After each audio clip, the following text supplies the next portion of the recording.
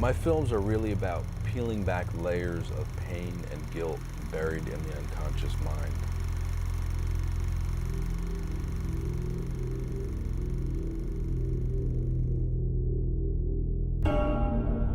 I grew up in New Jersey in a big, close-knit Italian-American family.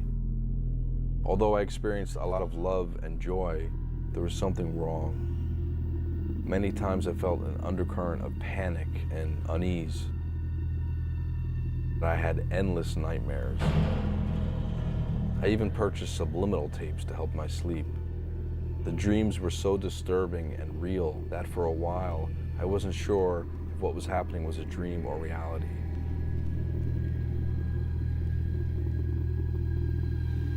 Because of the nightmares and insomnia, I was always tired.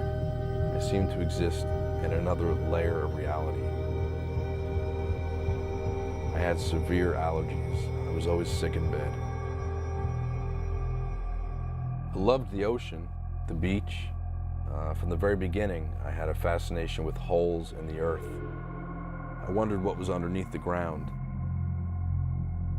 I heard stories about hell from my grandmothers. I loved rocks, the texture. I have something called synesthesia, sound color synesthesia. When I hear certain sounds, I see very specific colors, shapes, and patterns. Like if it's raining outside, or I hear sizzling, I'll see little fiber optic dots, floating specks of light. When I was younger and the alarm would go off in school, I'd see little gray spirals float up in the air that looked like tornadoes. I thought I was seeing ghosts. I was afraid of my father. I couldn't look at him. I knew he was a good man, but deep down inside, something was tugging at me that felt the opposite. I respected him. He was self-made, was an engineer and architect. He built our house. But I saw how he was sometimes, and it made me very scared of him. There was another side.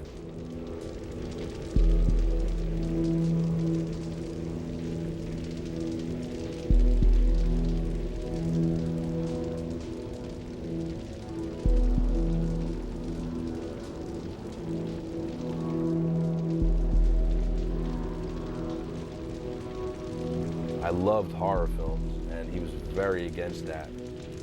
One time he came in my room and tore down all my horror posters. He thought I was bringing the house bad luck.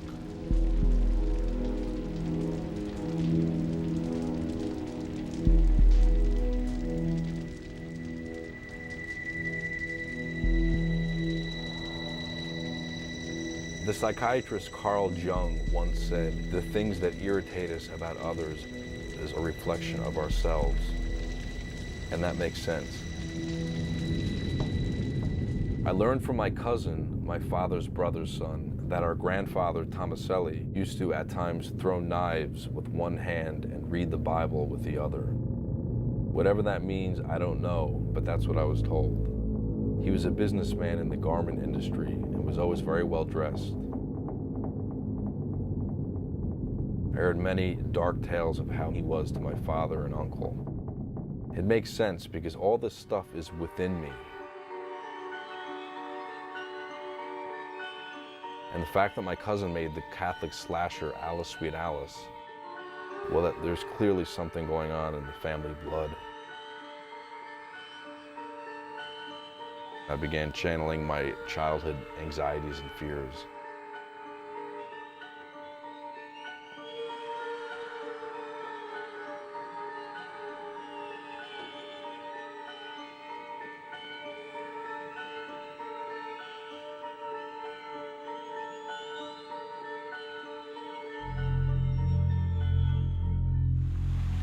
A sister is a bride of Christ. That's what you are. Enjoy it. Receive, Sister Madeline, the veil of thy holy religion. By this you may have known to have despised the world and given yourself forever as a bride to Jesus Christ.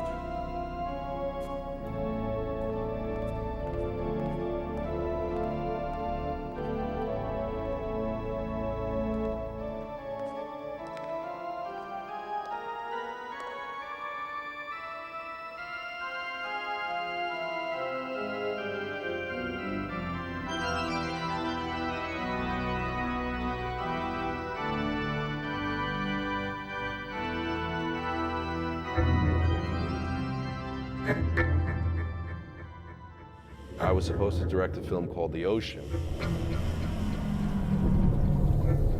I had both Adrienne Barbeau and Dee Wallace attached at different times to play the lead character of a psychic haunted by visions of a watery apocalypse.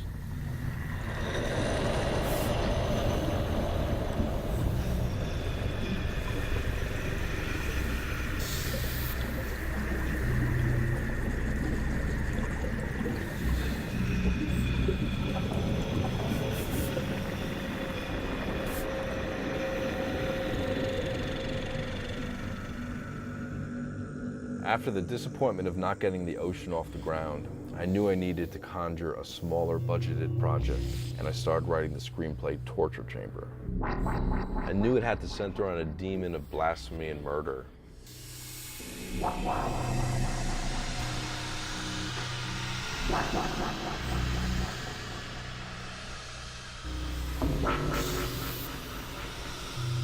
This was a 19-day shoot.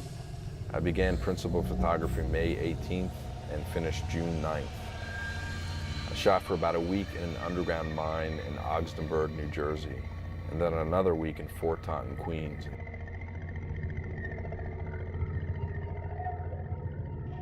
Plus a few more days back in Jersey for the suburban houses in the film and the abandoned castle exterior. And then a day in Brooklyn, New York at a Catholic girls' school basement.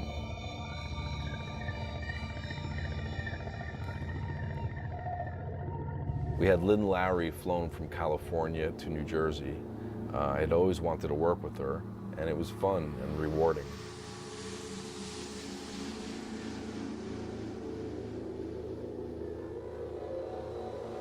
Vincent Pastore was set to play the lead in my first film, Desecration, but he got a job in The Sopranos, and that was that. So when it was time to cast Torture Chamber, I just contacted him.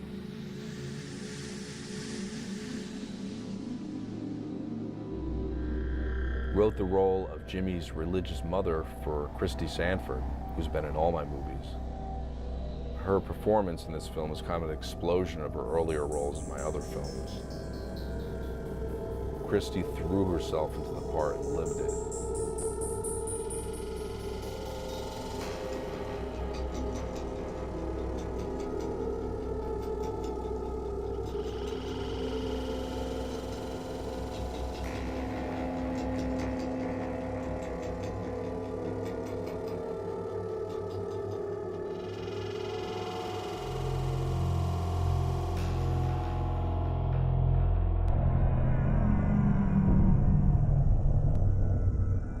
The role of 13-year-old Jimmy Morgan went to a boy named Carmen Laporto.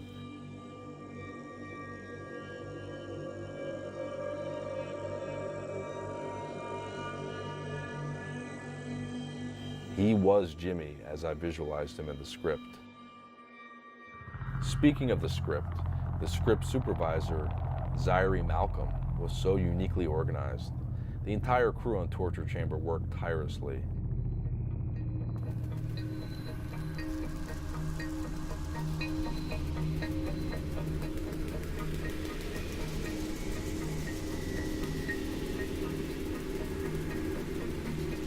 Tim Naylor as DP was committed and technically perfect.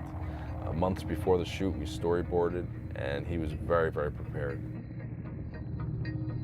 Our production designer, JT Camp, was so creative and passionate and aligned with me. Scott Slager put his heart and soul into the special effects makeup. Alison Silva, a fascinating painter, took care of the Balberith illustration and delivered an eye-popping, bizarre image.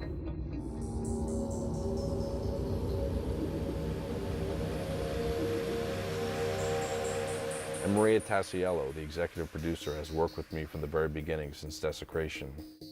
She was very instrumental in getting Torture Chamber made financially. When I had the footage and everyone was gone, I let it gestate in my mind for about 3 months. I took notes and got to know every nook and cranny of every take. All the while I was previewing sounds over and over. Then I started picture editing with Marcus Bonilla, another person I've worked with since my 20s, since Desecration. Marcus knows my rhythms and always helps my nightmare logic to be more coherent. I designed the soundtrack myself at a post-sound facility in Manhattan called Vertigo Power, and spent a full year sculpting Torture Chamber layer by layer.